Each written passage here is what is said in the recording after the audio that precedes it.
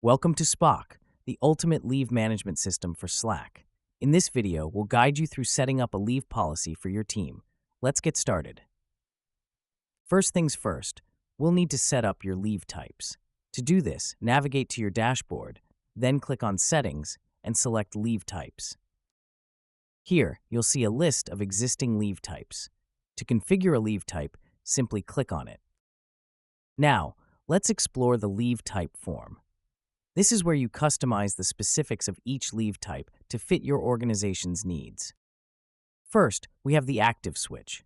This lets you activate or deactivate a leave type as needed. Next is the leave type name. This is where you name the leave type, for example, annual leave. Under that, we have the description. Here, you can provide details about when this leave type should be used, giving clarity to your team members. Then you can choose a color for this leave type.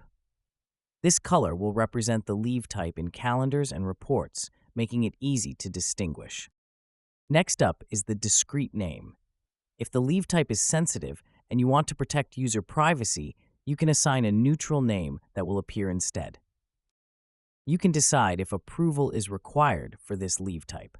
Turning this on means managers will need to approve requests. If you want to track this leave type by hours rather than days or half days, enable hourly tracking.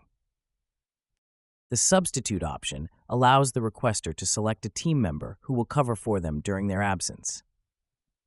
Now, let's talk about allowance. This determines if there's a yearly quota for this leave type.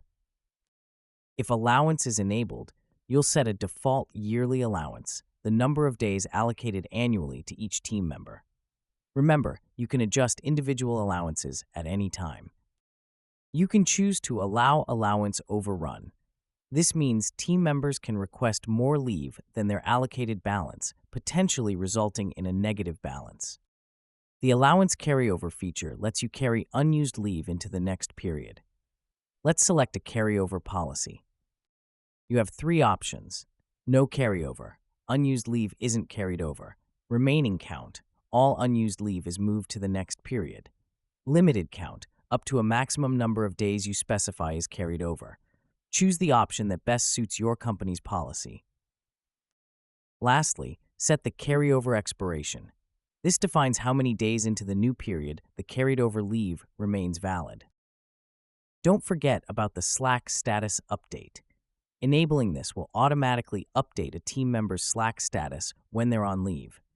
You can choose an emoji and customize the status text to display while the leave is active. Once you've configured all the settings, click Save Changes to apply the new leave type configuration. And that's it. You've successfully set up a leave type for your team in Spock.